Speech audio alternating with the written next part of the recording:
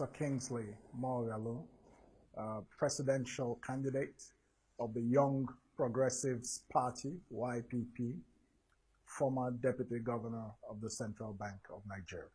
From February, when I announced for the presidency, I have covered nearly 30 states in local town hall meetings with grassroots stakeholders, market women in Ibadan, traders in Lagos, artisans in Enugu, carpenters in Akure. I have covered in Kanu. I have engaged local women, youth, and Muslim clerics. So I have actually run a grassroots campaign. But in a campaign, you must target several audiences. If you are running with a transformational vision, as I am running for president, you need to speak to the poor woman in the village. You need to speak to young people in both rural areas and in the cities. You need to speak to artisans. You need to speak to the middle class. So I think I have actually run a far more grassroots campaign than many people realize. It will become very clear when the votes are counted in 2019. Because one of the things we suffer from in this election cycle is the burden of, perceptions that have been engraved in our psyche. And those perceptions have been engraved deliberately by politicians, old recycled politicians who want to intimidate us into believing that they are the only ones that have any influence over the grassroots because, of course, they're using money to induce people to sell their destiny. But some of us are reaching the same grassroots with a different message. And we're saying to the grassroots, is your life better off today than 3 years ago? Is your life better off today after 20 years of democracy than it was in the 1970s, for those old enough to have that experience? These are the questions we're asking people. When you consider that over 10 million people have lost their jobs since 2015, you find that the electorate is in many places.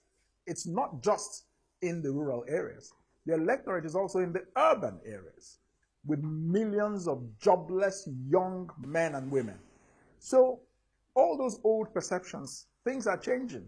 But the only people who don't know it are the old recycled politicians who are totally out of touch with the new realities on the ground. And the most important reality on the ground, which will shape the outcome of the 2019 election, is that Nigerians are tired of the status quo. They are tired of the old recycled politicians and recognize increasingly, unlike in 2015, that these politicians, whether they are of the APC, the fake change APC, or whether they are of the Bureau de Change PDP, none of these parties can take Nigeria to progress.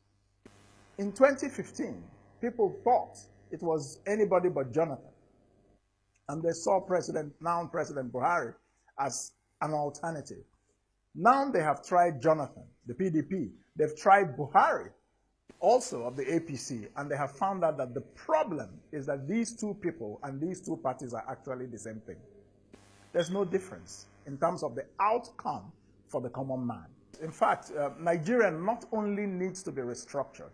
Restructuring is one of my primary agendas because I recognize that without restructuring, without a constitutional restructuring of the Nigerian state, we are not going to be able to solve our problems at the depth at which those problems exist. It's one thing to come and make, surface solutions. It's another thing to solve the problem at its root. Nigeria is a diverse country. 200 million people, many religions, many ethnic groups. The best way to run such a country successfully and turn it into a real nation, which is my vision. My vision is to turn Nigeria from a country, which it is now, a broken country of divided, mutually antagonistic religions and ethnic groups, into a real nation with one national ambition, one national narrative, with the political identity of citizenship as the unifying factor of all these groups. And we need to focus our minds on what unites us, which should rise above the things that divide us. That's what I'm bringing. That's why we need a national ambition. Now, the best way to go about this is a constitutional restructuring that returns Nigeria to a proper federation. Nigeria is supposed to be a federal republic in name, but it is so only in name. In reality, this country is a unitary state and has been one since 1966, when the military guys came in and, really suspended the federal arrangements that we used to have. Now, every politician and his uncle, every politician and his mom and her mom now talk about restructuring. Nigerians are very easily deceived by fads. What is restructuring? What type of restructuring should we have, and why? And then how are we going to bring about that restructuring? I am the only presidential candidate who has laid out a comprehensive roadmap for restructuring. I did so at a recent lecture at the Nigerian Political Science Association's 6th annual conference, the Southeast Zone. I have made the argument for restructuring in this book. I am the only political candidate who's written a book with his vision for Nigeria in terms of leadership and governance, in terms of nation building, and in terms of economic transformation, and in terms of international diplomacy. It's all here. Build, innovate, and grow. Big. My vision for our country. So, my vision of restructuring is as follows. Number one, we need to return Nigeria to a proper federalism. And that means that we should not accept 419 outcomes. We need intellectual and conceptual clarity about certain things so that we are not deceived. Devolution of powers is not restructuring. It is a part of restructuring. It does not in itself create a real federation, because you can have devolution of powers in unitary systems of governance like the United Kingdom, where powers have been devolved, down to Wales, down to Scotland, but it's not a federal state. So that's the first thing we need to understand. We need to have a new constitution in Nigeria that is a people's constitution. That constitution needs to address what we call the national question. On what basis are we Nigerians? Are we Nigerians because of our ethnic nationalities, all 400 of them that are lumped together in the amalgamation of 1914? Or are we Nigerians because of what I call the political identity of citizenship? If we are only Nigerians because we are Yorubas, Igbos, Hausa, Fulani, and Tiv and Ijo who came together to form a country, but our defining sense of identity is our ethnic group, we can never build a nation. Many people who are calling for restructuring are calling for the national question to be answered on the basis of ethnic nationalities. I say no. I want to be very clear about my vision and how it is different from that of many politicians. The basis on which we should be Nigerians should be the political identity of citizenship, because that's what unites all of us, that we carry a green passport. That's it. So it doesn't matter whether you're Igbo, whether you're Yoruba, whether you're Hausa, but Nigeria, the fact that we are Nigerians is what unites us. So if you focus on that, it's unifying. If you focus on ethnic groups, it's divisive. So now the next item in my vision for restructuring is that Nigeria has to be constitutionally returned to a proper federation on the basis of the 6 geopolitical zones, not on the basis of states. I want to be clear that any restructuring of Nigeria that does not return Nigeria to regions or what we call today geopolitical zones, the reason it will fail is as follows. Many of the states in Nigeria today are not economically viable on their own. That is why they're all dependent on Abuja. Every month they run to hold their hand out for oil rents. In the creation of states in Nigeria, it was not economics that was on the minds of people who were creating states, the military. It was the ethnic agitations. In every state, parts of the state will be agitating based on ethnic identity, that they deserve their own state. So, if you go down that way, there are 400 ethnic nationalities, and they all deserve to be states. Based on that logic, you can see that it's chaos. One day, you will want Kingsley Moghalu and his umunna, his larger family, will be demanding for their own state, and they will be justified. So we cannot go down this way. I say that we should restructure Nigeria on the basis of the 6 geopolitical zones as 6 regions. Why? Because each region in Nigeria today has what we call in economics, economies of scale. You can have a market based on manufacturing. Nigeria's government is unable to create jobs, is unable to create an enabling environment because of the economic incompetence of the government. So we have a lot of unemployment. We will invest in modern transportation of agricultural produce. We will invest in storage. So that becomes a business in itself. Then we will invest in processing of agricultural products. Then we will invest in exports. So there's an agricultural value chain. Do you know how many millions of young men and women can be employed when agriculture, which is already a very big part of the GDP, but should not continue to be a big part of the GDP? Why? And that brings me to another aspect of the economy. Please, ladies and gentlemen, the secret of wealth and poverty of nations is based on understanding 2 things. The difference between economic growth, economic development, and economic transformation. That is one thing we must, and our politicians are not operating at this level. So they cannot serve you. But if you go to countries like Malaysia or Singapore or China, they understand what I'm saying. And that's why they're the way we are, and our politicians steal our money and go and buy houses in those places. But because I understand this, I will use this understanding as president of Nigeria to create wealth in this country. Do you see the EPRG, where they tell you that the target is 7% growth by 2020, which of course you and I know is a pipe dream?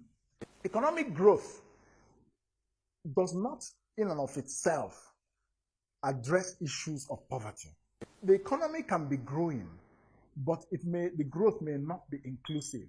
The growth may not be creating jobs. That's the type of economic growth we have in Nigeria. It doesn't create jobs. Therefore, it's not inclusive growth. The productivity of labor is not high because we don't have electricity and we don't have skills. So, number 2, you now talk about economic development, which deals with quality of life, taking people out of poverty into the middle class. That will be the focus of my government. Economic development. The second and the third. The third, the economic development deals with things like life expectancy. Our life expectancy in Nigeria is 52 years. In most countries, it should be about 70 years, right? Now, questions of healthcare. We don't have good healthcare. Educational systems, we don't have those. That's what you call economic development, when you begin to have good systems of health, education, and so on. Then you have economic transformation. Economic transformation is when the structure of the economy has shifted from subsistence agriculture or just relying on natural resources like crude oil and has moved into industrial production as the mainstay of the economy. So the ratio of manufacturing to the GDP rises. In Nigeria, that ratio is not more than about 10, 11%. In Malaysia, it's 40%. So it is when you begin to move the ratio of manufacturing to GDP northwards, that's when you know you're moving into economic transformation. When you have human capital development, that's what guarantees economic transformation. Human capital development is a good educational system and skills. So these are some of my thoughts on job creation, the economy more broadly. We cannot reform Nigeria's economy without understanding economic philosophy. Let us be very clear. I'm very clear in my mind about the minimum wage issue. I just don't want to be populist about it. So nobody put me on the spot. Some people may just want to, cheat popularity. That's a different thing. And you can be making suggestions that are not sustainable. The minimum wage we have in Nigeria today of 18,000 naira is a poverty wage, and it's a criminal wage as far as I'm concerned. Right? Good. I believe the minimum wage should be doubled at the present time to about 36,000 naira. And I believe that the Nigerian economy can carry it. Because if you take it beyond 36, 40,000 naira, the economy cannot sustain a wage above 40,000 naira. That is the truth. Now, and the second big problem is that you would then create massive inflation in the Nigerian economy if you just shoot up the minimum wage to 50, 60, 70,000, 80, or even, some people may say 100,000. But that's, you will be really creating more economic problems than you will be solving. So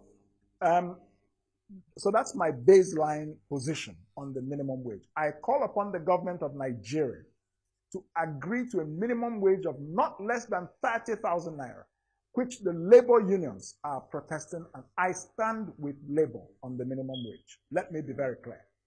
The reason why it is difficult for Nigeria's governments to pay a minimum wage of 30,000, absolutely a massive corruption is what is preventing them from being able to pay a minimum wage of 30,000 naira. Why do I say this? First, I want to say that when I become president, the minimum wage increase I would like to see will be funded by savings in a number of areas. Number one, my government will abolish petroleum subsidy. I want you to be wary who is making populist promises to you about petroleum subsidy.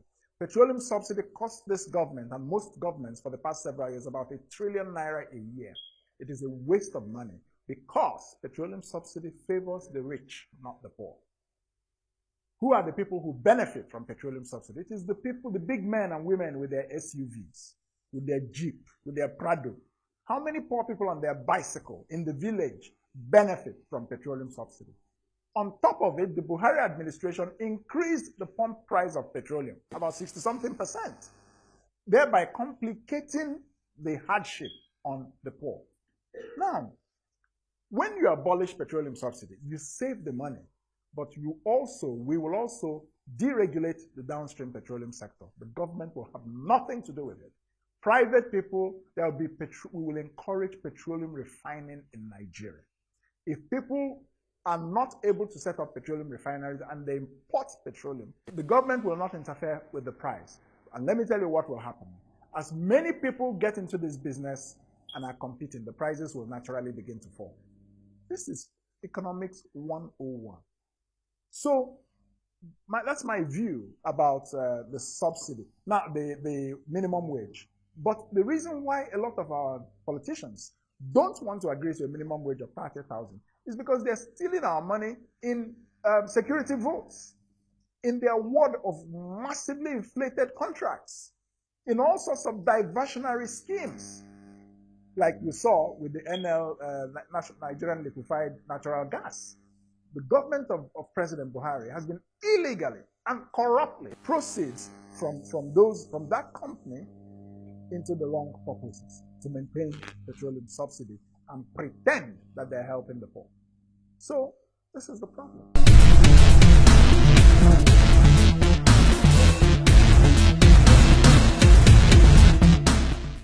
I am running for president because I am sick and tired of being sick and tired of what's happening in Nigeria. Let's just call a spade a spade. I can go and enjoy my life. I'm a professor. I'm a former deputy central bank governor. I'm a former United Nations official. I can be selfish and enjoy my private and personal success. I have chosen not to be selfish. I've chosen to bring myself out sacrificially on behalf of the Nigerian people, to say, look, God has blessed me with a lot of knowledge. God has blessed me with a lot of experience. God has blessed me with a lot of contacts around the world. Why can't I make use of this to serve our people where I think I can make the most impact? which is the presidency. I want to tell you something. If and when I'm elected the Nigerian president, as from 2019, 4 years after, this country will not be the Nigeria we used to know. There is no way that all these vision that I have for Nigeria, that we will not implement, if not 100% of it, 70% of it, 80% of it. If we do that, this country will change fundamentally. It will not become heaven on earth. I don't want to sound as if I'm making unrealistic promises, because these are problems of 60 years, decades. You can't solve them in 4 years, but you can begin to make a lot of progress towards the solution. Do you think I like it when I come out and people are mobbing you, asking you for money for transport, people are feeding from the garbage? When I look at these things, it breaks my heart. Why am I a citizen of a country that is like this? So I go abroad around the world and celebrated because I'm an individual. But who is celebrating my country? I'm proud of Nigeria. I am a Nigerian. I love my country. I want my country to be celebrated by its own citizens and to be celebrated in the world. That's why I'm running for president. There are 2 reasons why our electricity problems have defied solution. One is corruption. The generator mafia in Nigeria has become a multi-billion naira business. They have a stake in keeping us in darkness. And you will be surprised at some of the politicians who are trying to be your president today, who are heavily invested in the generator business. Enough said. The point I'm trying to make to you is that when I become president in 2019, my approach to electricity will be as follows. All the hydroelectric power in Nigeria will be shifted to industrial zones. That electricity will go to Kano, will go to Port Harcourt, will go to Lagos, will go to Onitsha and Nnewi, will go to Aba. Why is this important? Because the cost of production should be brought down. When these manufacturing firms or productive centers have 24-hour electricity, you'll be surprised that most goods that come from them into the marketplace, their prices will drop. That's number one. So the citizens will have relief because the price of electricity in everything produced in Nigeria is at least 40%. So number two, we must now move for the average citizen for residential homes and office spaces and all that towards renewable energy. I will take Nigeria into the renewable energy age. The reason is this. Number one, it's the future. It will ultimately be cheaper than hydroelectric or coal or those types of things. Secondly, it is faster because our electricity deficit cannot wait for another 5, 6, 7 years. All these dams and, massive constructions, they take years. We can be doing that, but we must have renewable electricity for ordinary consumers in Nigeria. So we must create a market for renewable energy. And after some time, the price will begin to crash because everybody will be using it. And that will give you electricity quickly, cheaply. This is my vision for electricity. So we cannot be 200 million people with 4,000 megawatts of electricity for the past 20 years. South Africa is 50 million people. They have 40,000 megawatts of electricity. Brazil is 210 million people. They have 120,000 megawatts of electricity. When I tell you that Nigeria is a failed state, I know what I'm saying. People can pretend otherwise. And on top of all of this, when we're looking at the economy, Nigeria's government today is taking us into debt slavery. They're borrowing every year. They're like the irresponsible man who cannot think about how to sustain himself and his family. Every day, he looks for what to borrow, and when he finishes borrowing, he will look for his thing to sell. So he's busy borrowing. He cannot pay what he's borrowing because he's over-leveraged. Then, when he becomes over-leveraged, he begins to look for his piece of land or his property to sell. That's what the Nigerian government is doing today. They're over-borrowing and we're spending over 60% of all our revenue servicing debt. So there's no money left for development. That's number one. Number two, they are now so desperate that they're beginning to think about how to sell our national assets to fund a budget, 80% of which will go to paying salaries. Please tell me what other definition of madness exists in your dictionary. So, these are the kinds of people who are asking you to vote for them to come back to power in 2019.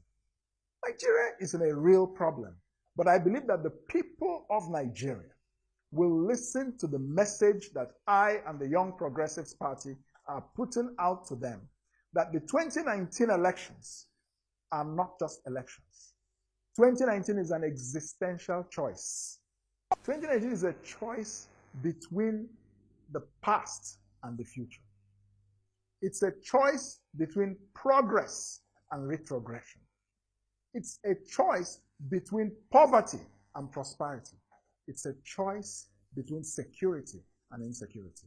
It's much more than an election. Ladies and gentlemen, I welcome you to the Kingsley Moghalu presidency from May 29, 2019.